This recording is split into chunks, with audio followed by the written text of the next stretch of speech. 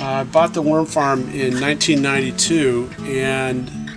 a buddy of mine was a potato farmer, and we had lots of potatoes. And over the years, he had told me that you could never plant potatoes in the same field year after year because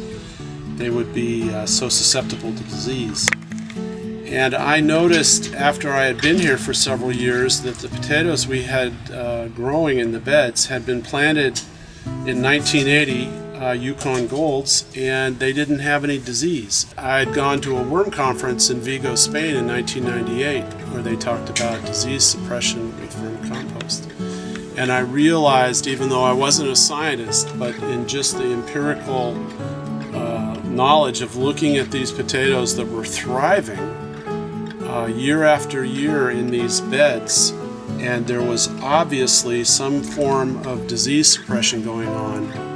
and it was the worms that were doing it. So that's when I really started to get more and more interested in the microbiology of the worms and what they were doing to the soils and how they were interacting and preventing diseases from taking hold onto these potatoes. And that was almost 20 years ago, and we're still kind of going after that, but we've learned more, and there definitely is disease suppression going on with vermicompost, and we're doing work with the USDA over at Davis on crown gall and walnuts, and we take out Agrobacterium tumen facilis, which is crown gall, and there's going to be more and more